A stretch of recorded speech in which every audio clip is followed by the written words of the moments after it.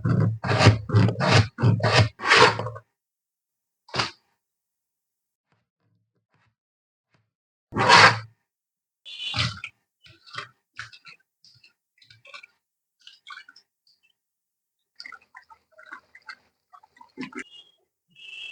আলাইকুম। বরাবরের মতো আমি নুসরাত আবারও নিয়ে আসলাম আপনাদের জন্য নতুন একটি রান্না। দেখতেই পাচ্ছেন সবজি খিচুড়ি। এই খিচুড়িটা অসাধারণ খেতে। চলুন দেখে নেই কিভাবে বাসায় থাকা খুবই অল্প উপকরণ দিয়ে সবজি খিচুড়ি তৈরি করতে হয়। তো এই তো সবজি খিচুড়ি তৈরির জন্য এখানে চাল ডাল নিয়েছি, টোটাল 1 কাপ নিয়েছি। চাল নিয়েছি হাফ কাপ, আর মুগ ডাল আর মসুর ডাল নিয়েছি হাফ কাপ করে, টোটাল 1 কাপ। আর সবজি হিসেবে এখানে আলু নিয়েছি, তারপর হচ্ছে গাজর, আর হচ্ছে সবুজ মটরশুঁটি। আপনারা আপনাদের পছন্দ মতো মটরশুঁটি কিংবা সবজি ব্যবহার করতে পারেন। আর এতেও কাঁচামরিচ, পেঁয়াজ, এটাই। আর বাকি উপকরণগুলো রান্না করতে করতে দেখাই দিব। তো এখানে প্যান বসিয়ে রেগুলার রান্নার তেল দিয়ে দিলাম। সরিষার তেল ব্যবহার করতে পারবেন, তবে আমি রেগুলার রান্নার তেলই ব্যবহার করেছি। তবে সরিষার তেল দিলে ফ্লেভারটা কিছুটা আলাদা আসবে। পেঁয়াজ কুচি দিয়ে দিলাম। এখানে মাঝারি সাইজের দুটো পেঁয়াজ নিয়েছি।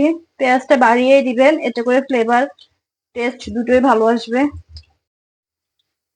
পেঁয়াজটা একটু নরম হয়ে আসলে শুকনো গরম মশলাগুলো দিয়ে দিব।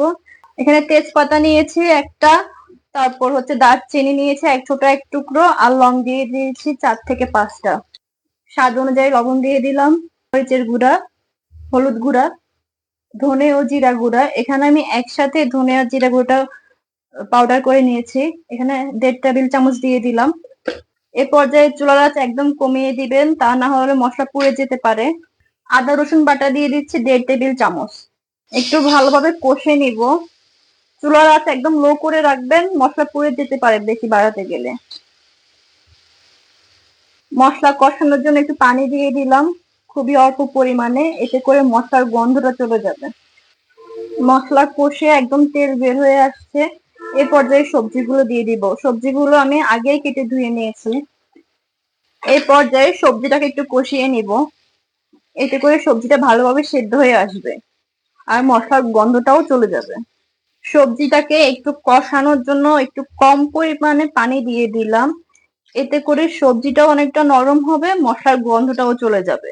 তা না হলে মশলার কাঁচা গন্ধ রয়ে যেতে পারে, খেতে ভালো লাগবে না। তো এই তো সবজিগুলা কষে একদম তেল বের হয়ে গেছে, মশলার গন্ধটাও চলে গেছে।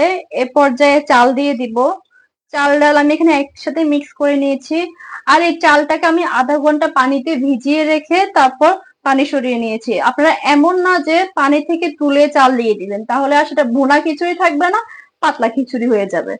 তো এখন চাল দিয়ে দিলাম। তো এখন চালটাকে কিছুক্ষণ মিশিয়ে নিব। তো এই তো কিছুক্ষণের জন্য চাল ডাল আর সবজিটাকে কষিয়ে নিলাম। এখন হচ্ছে পানি দিয়ে দিব। এখানে আমি ফুটন্ত গরম পানি নিয়েছি। খিচুড়ি বিরিয়ানি যাই বলেন, এক্ষেত্রে ফুটন্ত গরম পানি দেওয়া লাগে। এখানে আমি টোটাল চাল ডাল মিলে 1 কাপ নিয়েছি, তাই পানি দিব এর ডাবল, টোটাল 2 কাপ পানি দিয়েছি। এতে ভুনা খিচুড়িটা তৈরি হবে। আর যদি বেশি পানি পড়ে যায় তখন পাতলা খিচুড়ি হবে, ভুনা খিচুড়ি হবে না। 4 থেকে 5টা আস্ত কাঁচামরিচ দিয়ে দিলাম, এতে করে ঝাল হবে না, ফ্লেভার হবে। ফিরে আসলাম 10 থেকে 15 মিনিট পর। খিচুড়িটা 90% সেদ্ধ হয়ে গেছে, পানিটাও একদম শুকিয়ে গেছে। এ পর্যায়ে আমি পেঁয়াজ বেরেস্তা করে রেখেছিলাম সেটা দিয়ে দিলাম, তেল সহ একসাথে দিয়ে দিলাম, এতে করে ফ্লেভার ভালো আসবে। দিয়ে আবারও কিছুক্ষণ মিশিয়ে নিব। এবার 5 মিনিটের জন্য দমে রাখবো, একদম লো হিটে রেখে।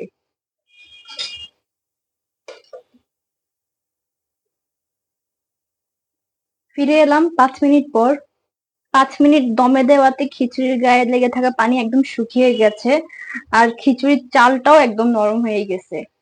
এ পর্যায়ে আর কিছুই দেওয়া লাগবে না, আমি চুলা অফ করে রান্না শেষ করব। বাসায় এভাবে ট্রাই করুন, দেখবেন অবশ্যই খেতে ভালো লাগবে।